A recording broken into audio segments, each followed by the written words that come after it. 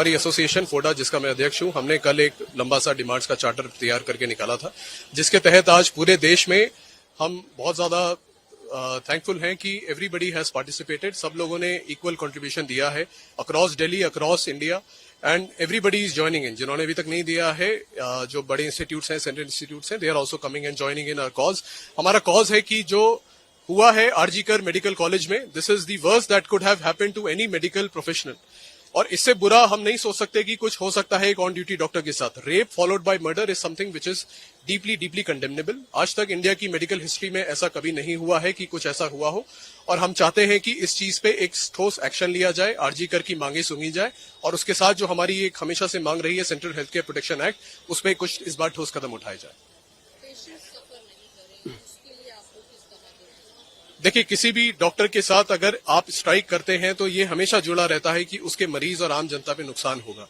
हम जानते हैं कि आम जनता को इस वजह से थोड़ी सी पीड़ाएं होंगी, कष्ट होंगी, इसलिए हम लोगों ने अभी केवल इलेक्टिव सर्विसेज को बाधित किया है और हमने केवल अपने आप को विड्रॉ किया है। जो हमारे सीनियर्स हैं, डॉक्टर्स हैं, everybody is participating. Emergency services में हम लोग पूरी सेवाएं दे रहे हैं, वहां पे अभी कोई भी हमने रोकथाम नहीं लगाई है, ना हमारा इंटेंट है अभी लगाने का। और हम लोग जानते हैं कि मरीजों को कष्ट है, लेकिन हम ये कहना चाहते हैं आम जनता से और उन्हीं मरीजों से कि अगर आप ही के डॉक्टर के साथ ऐसा हो रहा है, जो आपको ट्रीट कर रहा है, मान लीजिए आप अगले हफ्ते आते हैं और देखते हैं कि उसके साथ रेप और मर्डर हो गया है, तो कितनी गलत बात है और शर्मनाक बात है। तो इसलिए हम लोग इस एक साथ में एकजुट खड़े हैं कि पीड़ाएं हैं, कष्ट है, हम लोग कभी किसी मरीज की जान पर नहीं आने देंगे, लेकिन हम लोग को अपनी आवाज इस बार उठानी जरूरी है। ये पहली बार नहीं हो रहा है कि बार बार ऐसे हो रहे हैं। बस the event which is happened in RJ medical college, this is brutally, and the resident doctor who is working and he has been assaulted and the murder has happened. This is not expected in any any resident should be. We are taking care of the patient, but who is taking care of us doctors?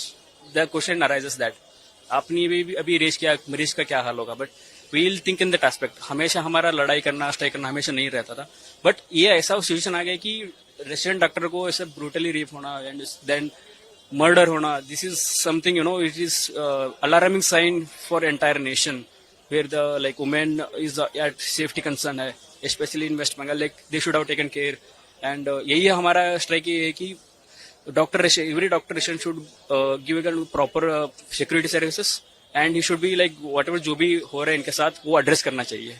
Our demand for right now is that the criminals that have been caught, the accused, they should be tried at the earliest and with the most rigorous punishment possible because of the gravity of the situation, like the serious nature of the crime. An on-duty doctor who's treating other patients for 36 hours, she goes to rest for 3 hours, she does not wake up the next day.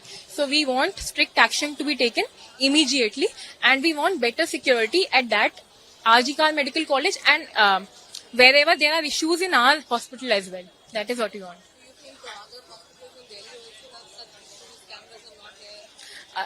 I feel Delhi is comparatively better to periphery. We still have cameras, CCTVs and guards, but it's not very strictly implemented. So it can always be better. There are dark areas where we are always apprehensive to go at night. We're doing a 36-hour duty. We have to move there. So we're always apprehensive.